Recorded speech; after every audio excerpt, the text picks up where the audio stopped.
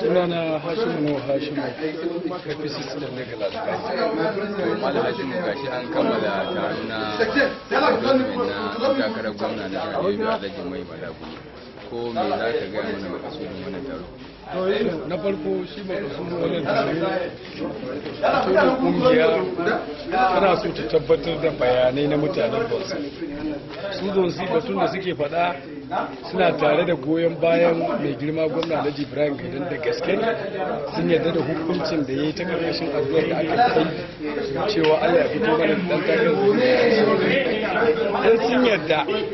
to ya kamata su tabbatar ta fuskar endorsement a ba su form su cika su yadda cewa mun yadda shi ne sai aka tara kungiyoyi na zosu gaba da na yan union na yan kasuwa da sauransu kusan kungiyoyi 200 da wani abu cewa sun yadda sun amince da tsayawar takarar Mai Malabu Buni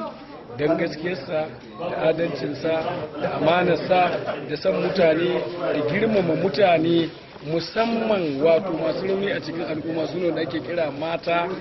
da yara su ne mutane da suka fi rauni to wannan shi ne makasudin wannan taro a zuwa kaddamar da shi mutanen da zinsi su fito su nuna goyon bayan su kuma sun yarda 100%. A bayananka da ka gabatar a wajen wannan taro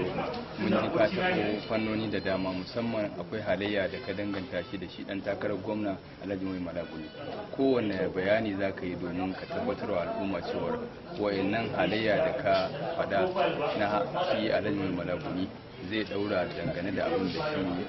mai jagoranta wannan jiha Alhaji Ibrahim Gaidan yake. Shi na farko mutum ne mai biyayya. Biyayyarsa ita ta nuna cewa lalle halayyar da yake da ita ta gari ce shine tunanin da mai girma gwamna idan a cikin mutanen da ake tunanin takara gwamna zai tsayar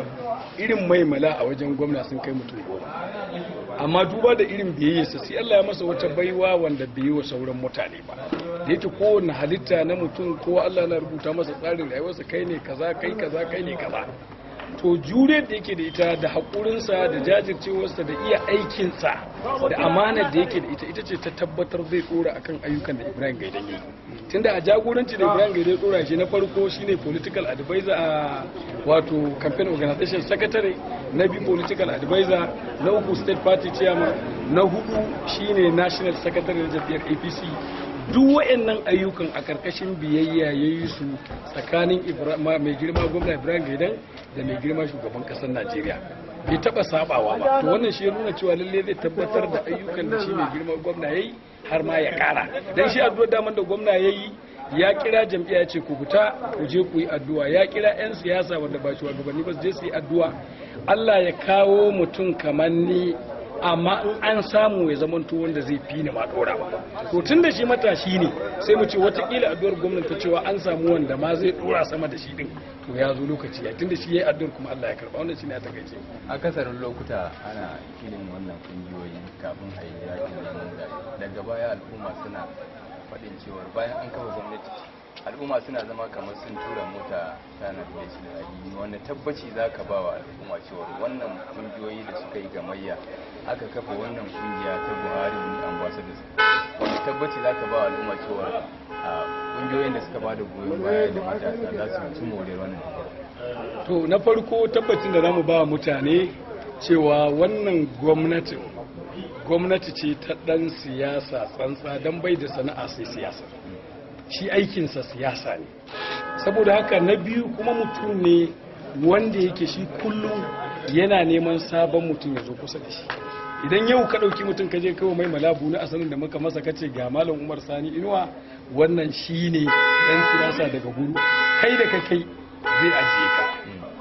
wanda ka kai shi zai ɗauka su tafiya idan yau ka zo kace Mai Mala kamar daga guri ya zage ka to kwamar din nan shi za a dauki 100 alkhairi a ce kai wa kwamar kai ka dau 10,000 don gobe karka kawo wani labari to wayannan dalilai su ne suka nuna cewa lalle Mai Malabu ni mutum ne wanda da wahalar gaske a samu jarrabawa cikin mulkin sa ya manta da kungiyoyin da suka masa tallan turmi in an ce tallan turmi shine shahadar kuda ka san zaka wahala ko zaka mutu amma zaka dauka kai